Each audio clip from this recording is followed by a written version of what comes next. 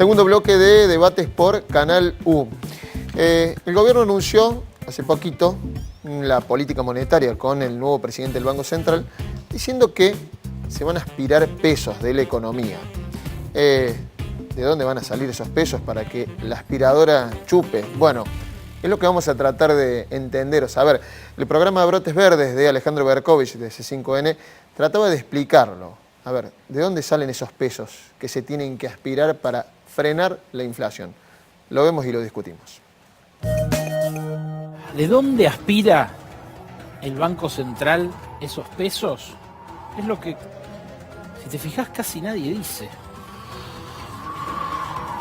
Si te fijas, los títulos son muy financieros. Aspiró el Banco Central pesos a través de las LELIQ y parecía que no te llega a vos, que no tiene nada que ver con vos. Que no tiene nada que ver con la inflación más alta desde abril de 2002, que fue la que tuvimos en septiembre, que se conoció hoy, o que no tuviera que ver con esta escapada del dólar al doble que acabamos de vivir en nada menos que 8 meses. Pero tiene que ver, y tiene que ver con tu bolsillo también. ¿De dónde aspira el Banco Central los pesos?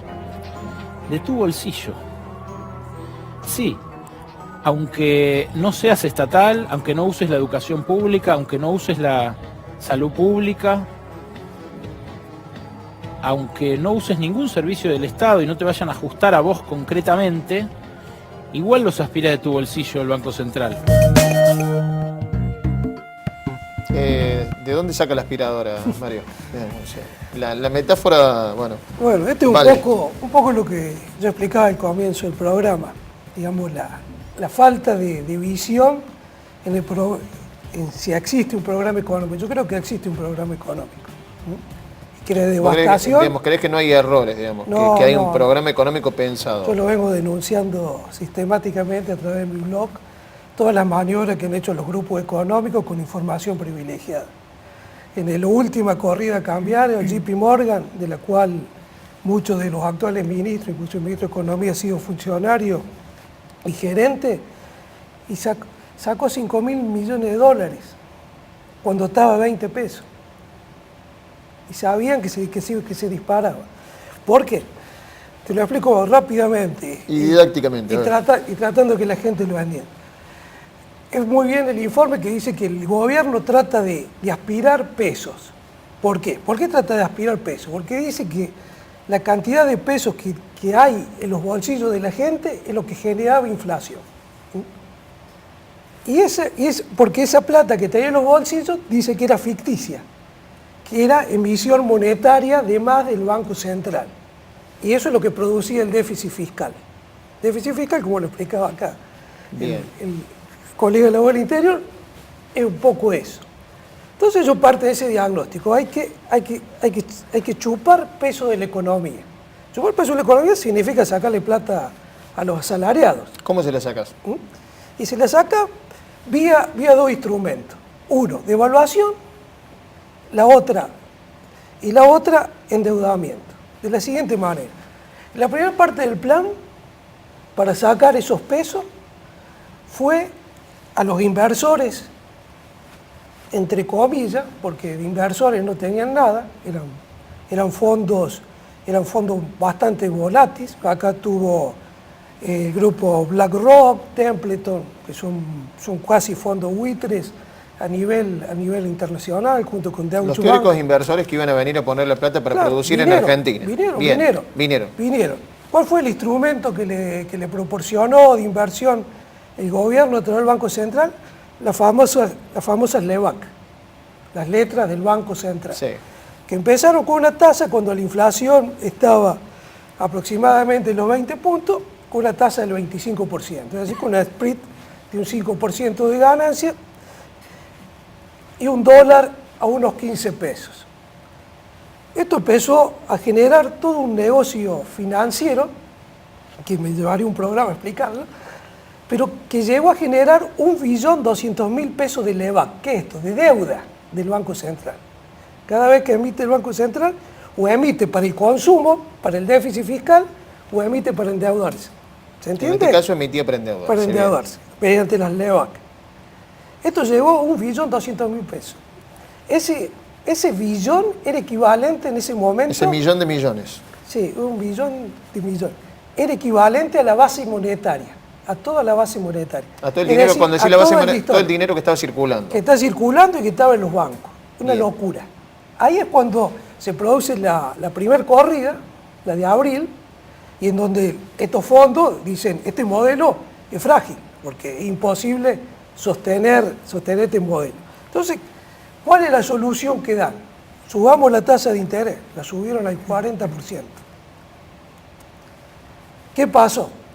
Se les aumentó aún más la volatilidad. ¿Por qué? Porque se seguía haciendo negocio.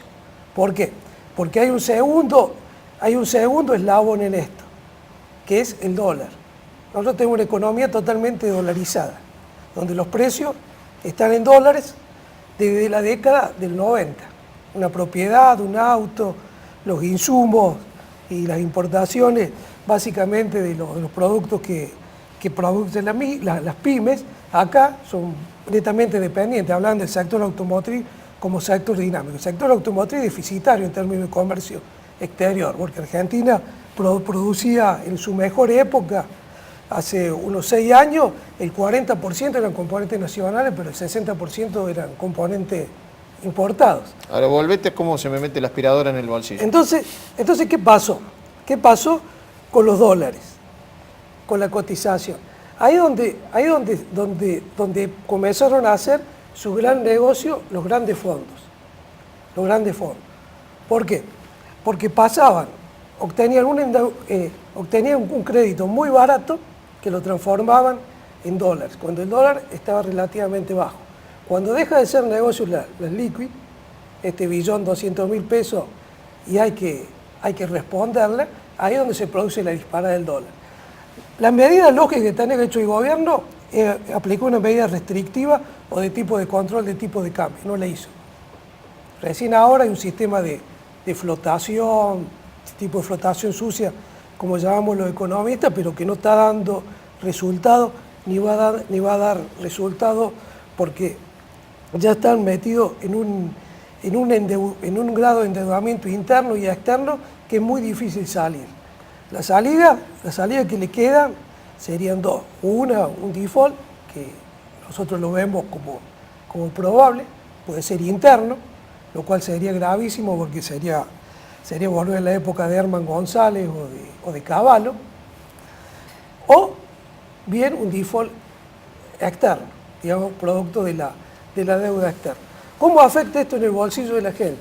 Y bueno, cuando aumenta el dólar, aumentan los precios. Y cuando aumentan los precios te sacan plata del bolsillo.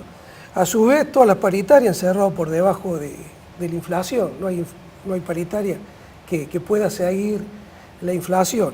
Y lo que se viene en este último trimestre, se va a ver un aumento de la tasa de empleo. Porque ya la economía está enfriada de tal manera... ¿De desempleo? De desempleo. Ya la economía está enfriada de tal manera que ya hay excedente de mano de obra por la caída brutal de la demanda. Es decir, si no se para el negocio de la timba financiera en Argentina, esto sería, a mi entender, armar una restricción en el mercado cambiario, es decir, no ir a un cepo como en el gobierno anterior, bueno, que un sistema de cambio de tipo diferencial, pero alguna medida de ese tipo van a tener que hacer, porque así, dólar que entra, dólar que se va. Peso que se endeuda del gobierno, peso que se va. Me das un pie para el siguiente tape. Economista ortodoxo, si los hay, José Luis Espert, que está siendo motivo de consulta en demasía, digamos. Sobre todo, bueno, acá vamos a ver un tape de la CNN.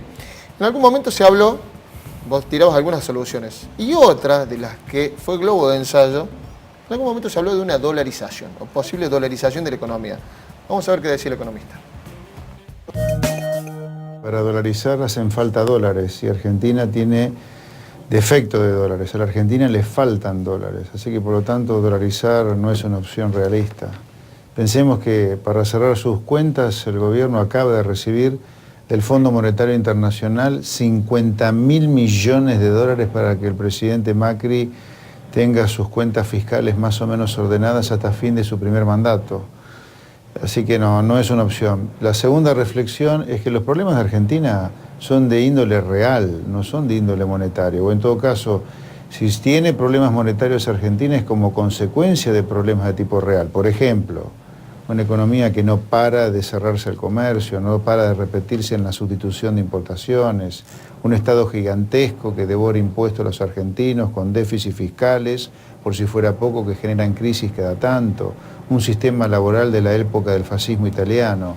Los problemas en Argentina son monetarios porque previamente hay problemas de índole real. Nos está diciendo un hombre que en algún momento se lo veía cercano al gobierno, hombre de consulta, bueno, después se entró a despegar, pero dice la dolarización no. ¿Por qué no, Gaby? Y lo que pasa es que restringe, no solamente para este gobierno, para cualquier gobierno, la posibilidad de llevar adelante un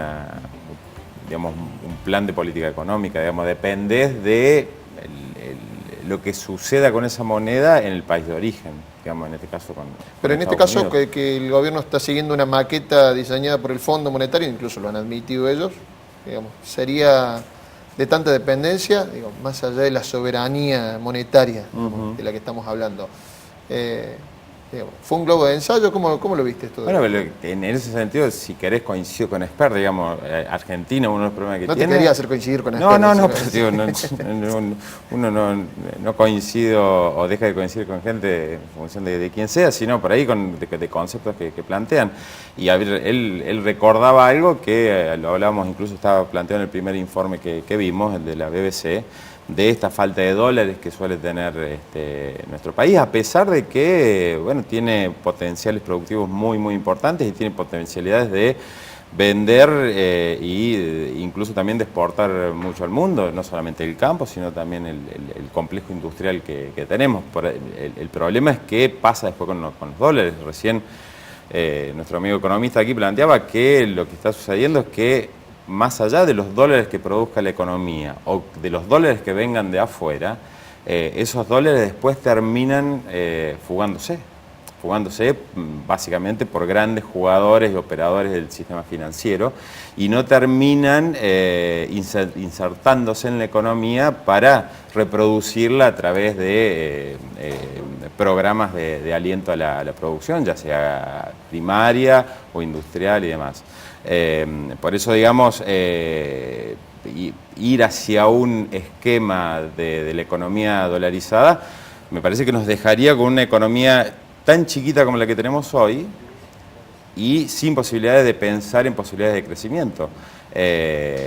Amén de esto que vos planteabas recién, el tema de, que por allí parece como un cliché, el tema de la soberanía económica, pero no es tan un cliché cuando otros países que por allí han atado su suerte a la moneda de otros países. Ecuador, por ejemplo, o incluso Argentina en la época de la convertibilidad, que si querés era una suerte de dolarización, claro.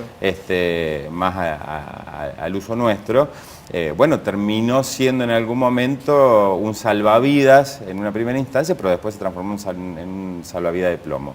Hoy fíjate nomás lo que está pasando con el tema de las tarifas. Nosotros este gobierno ha dolarizado, la mayoría de las tarifas de los servicios públicos y pretender que un país con, el nivel de desarrollo económico como el de Argentina pague tarifas de primer mundo es realmente muy difícil pensar que efectivamente se puede hacer. Fíjate lo que ha pasado ahora con este intento de alguna manera poder compensar a las empresas para compensar a las empresas el efecto de la devaluación.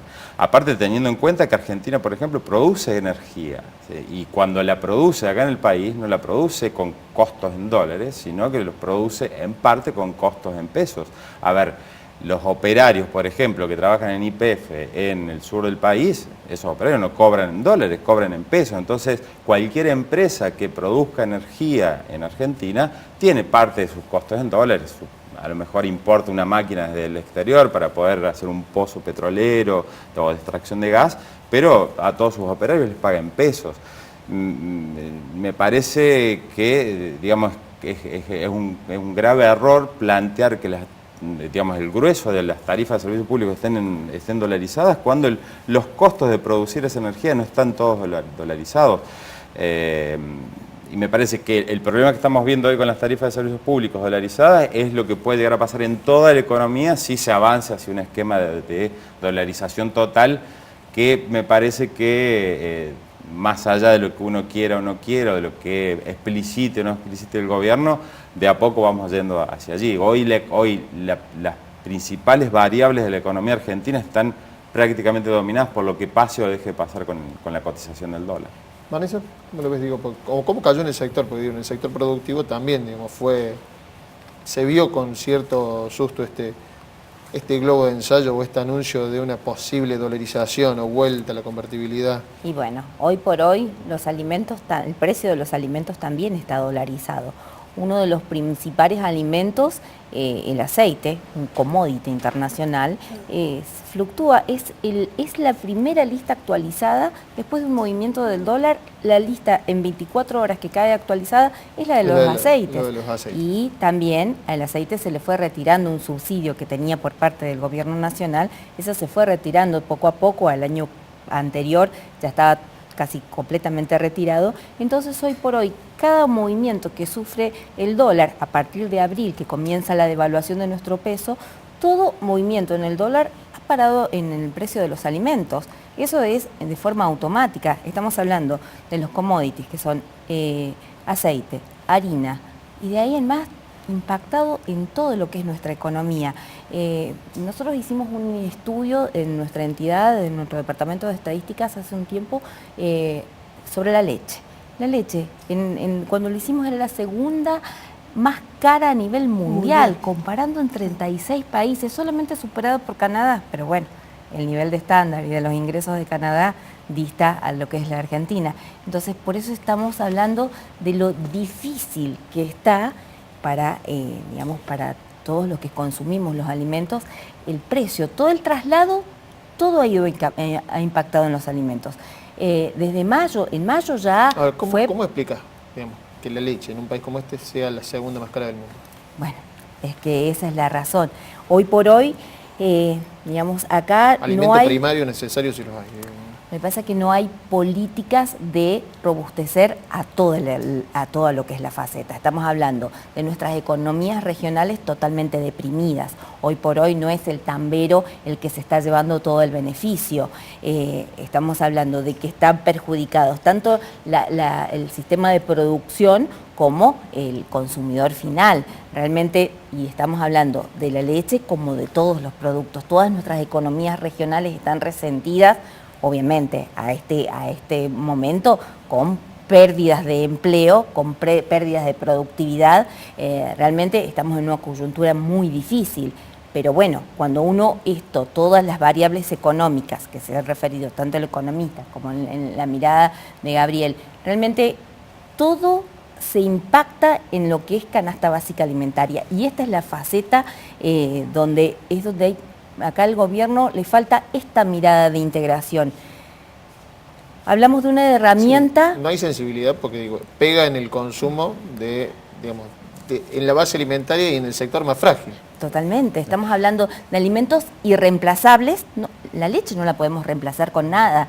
Es más, en medio de toda esta política han surgido, porque realmente surgen otros alimentos, porque están aprobados, pero por ejemplo, hoy por hoy, la alternativa más económica para alguien que realmente tiene bastantes problemas económicos, han aparecido los productos a base de leche, a base de yogur. Estamos hablando que tienen 40% de composición solamente de su producto original.